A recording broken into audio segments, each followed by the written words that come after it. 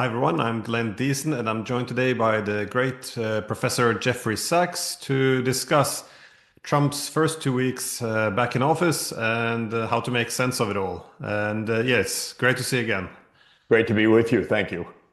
So again, we're just 2 weeks into the Trump presidency and so much is happening so fast it becomes a bit hard to follow. But overall, it seems that Trump is concerned about the United States overextending itself. I guess what can be termed imperial overstretch as the US exhausts itself from within and rival powers have increasing advantage in terms of collectively balancing the United States.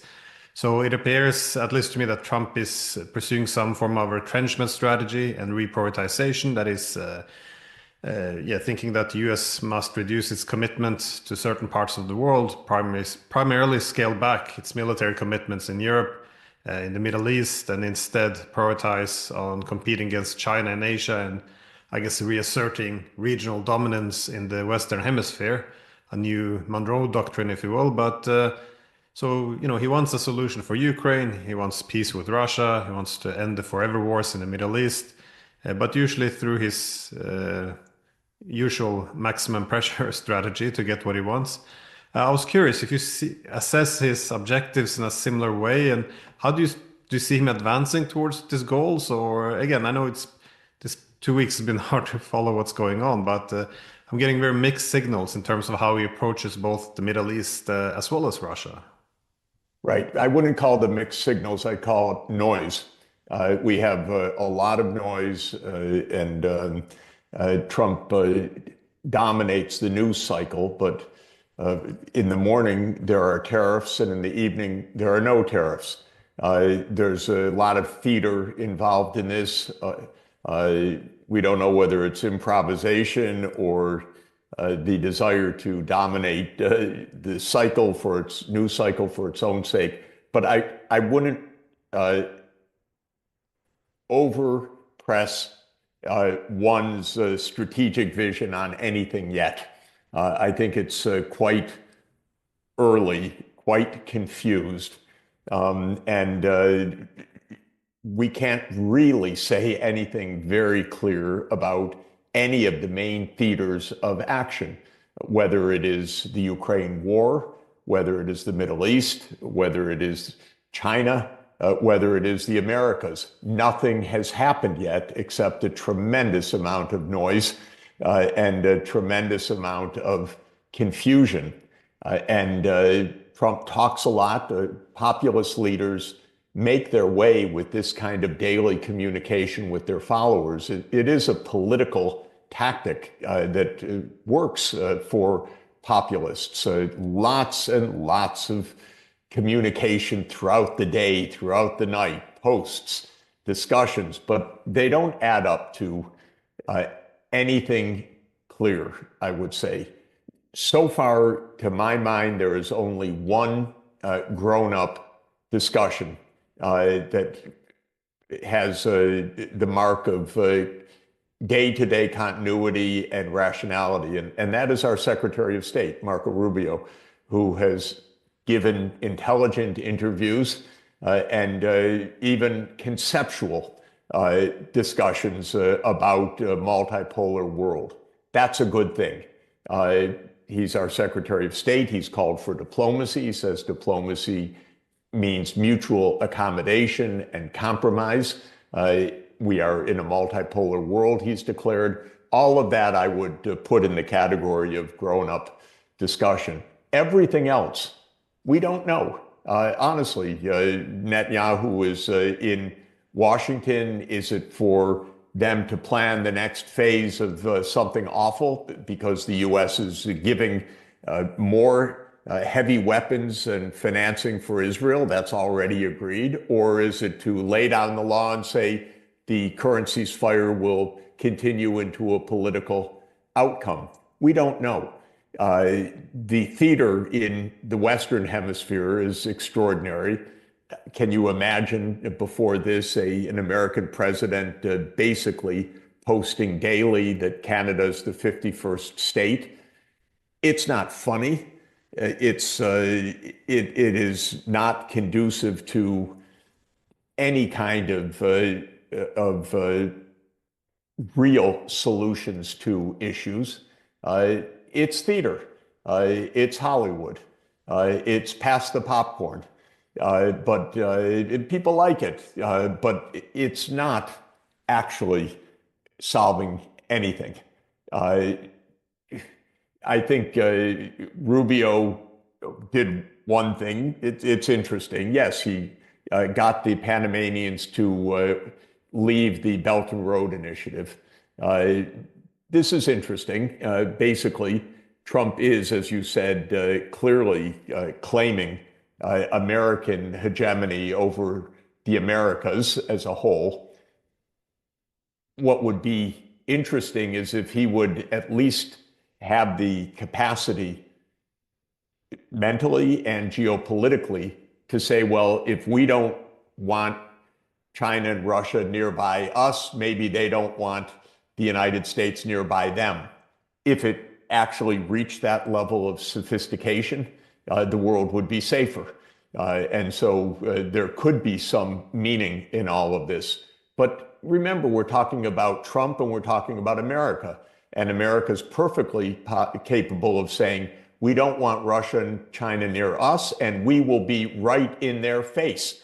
After all, just before we got on, I was reading how Trump has said, sure, now Ukraine will give us its rare earths in payment for our help.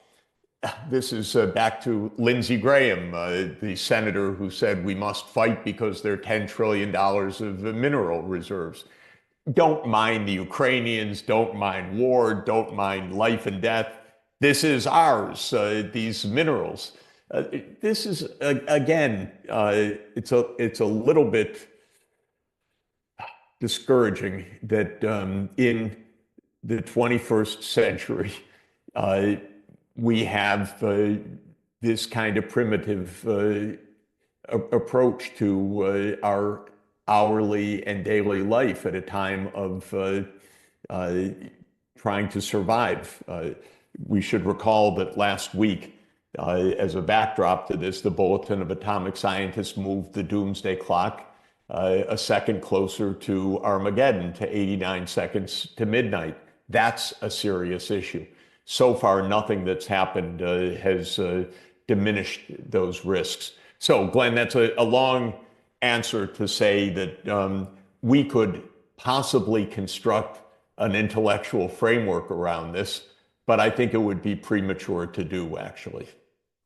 You're probably right on this, but I found it interesting. Yeah, you mentioned the interview with Rubio, and this was extraordinary. I wish they would have unpacked it a bit more, to be honest, because this admission that the unipolar order has come to an end and we have to accept multipolarity, this, from my perspective, impacts everything. Because in a unipolar system, security means one country is able to dominate to such an extent no one can challenge its security. This is what brings stability in the unipolar logic, but in multipolar system, you have to take into account the security concerns of adversaries. Now, suddenly diplomacy takes on a whole new meaning. This would uproot the entire unipolar order, which the US has attempted to build since the beginning of the 90s. So that's correct. And I thought the statements that Rubio made were quite intelligent. We have no idea whether that is his own observations or a reflection of a strategy agreed with President Trump. We don't hear such things from President Trump, anything at that conceptual level. So, but what Rubio said was what you and I and others have been discussing for years, which is that in fact, we've already reached a multipolar world. Biden, Sullivan, Blinken never recognized it or acknowledged it or accepted it, at least at that political level. But Rubio said it quite straightforwardly. That's the most positive single thing that has happened since the beginning of the administration. But it's quite possible that good things will happen, that the Ukraine war will stop, that the ceasefire will be enforced because Trump won't want more war. that the battles with China will be left to this mild tit for tat on trade. It's possible, actually, that peace breaks out in this way.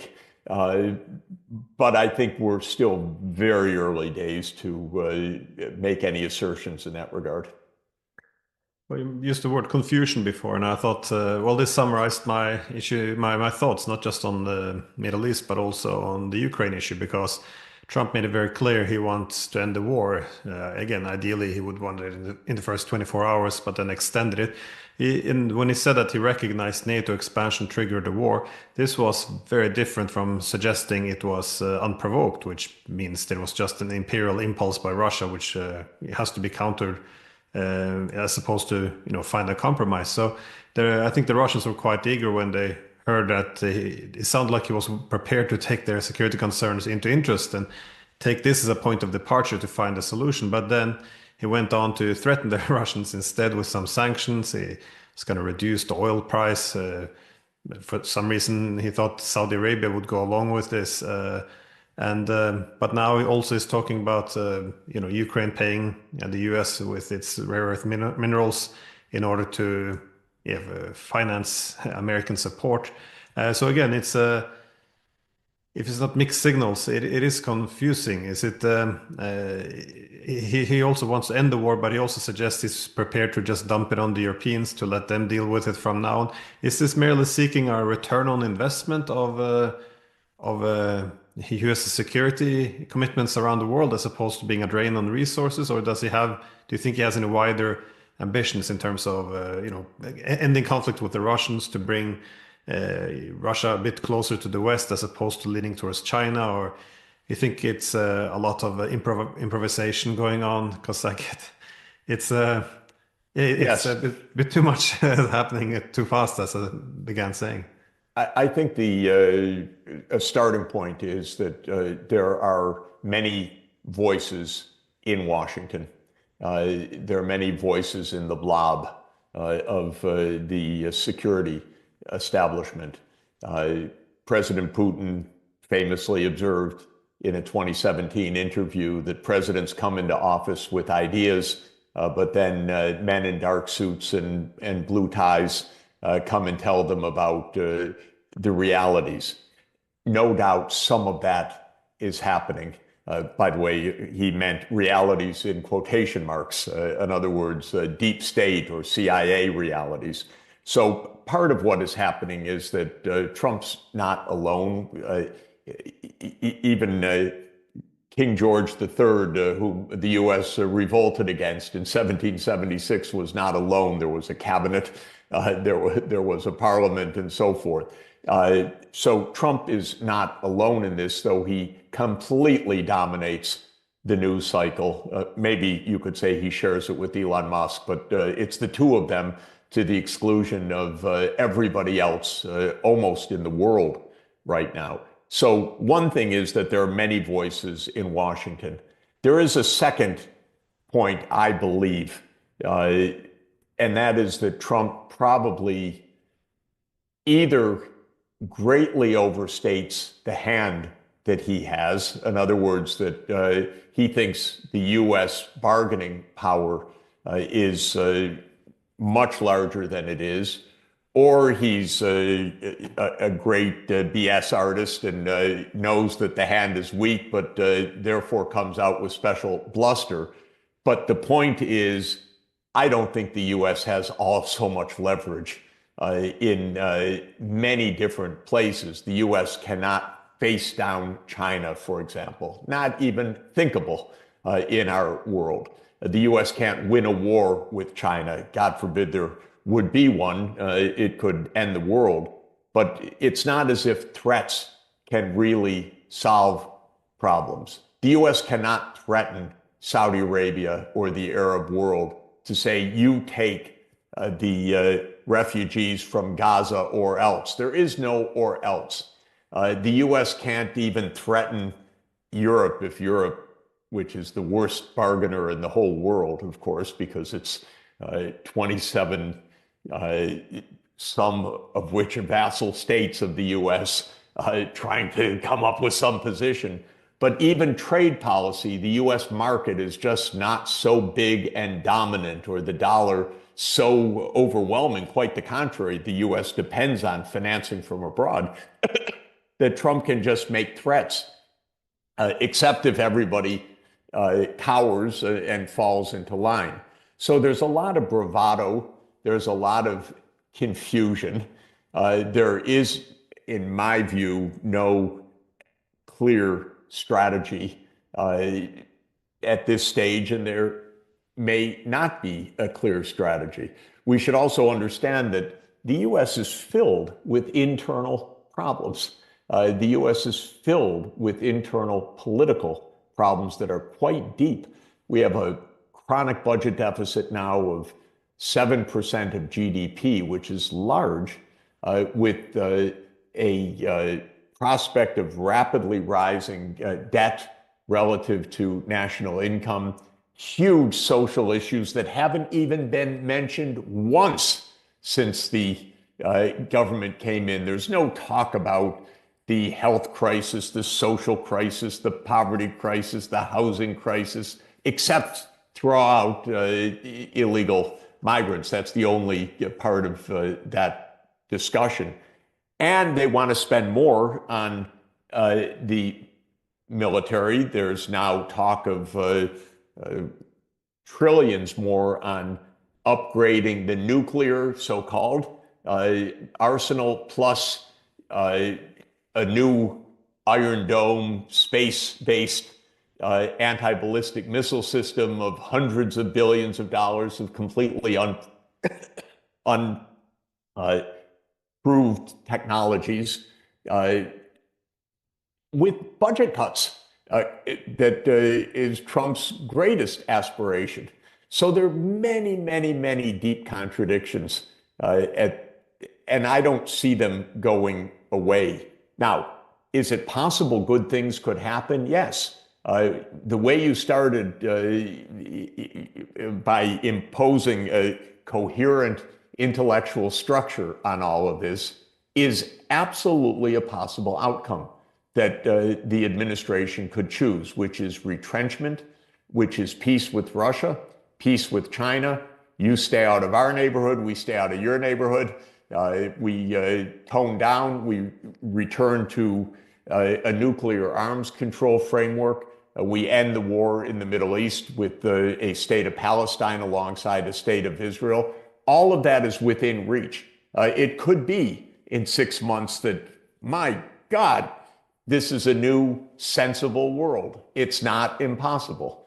But we shouldn't say that that's the strategy yet, because we have absolutely no confidence that that is the strategy, and that it is somehow the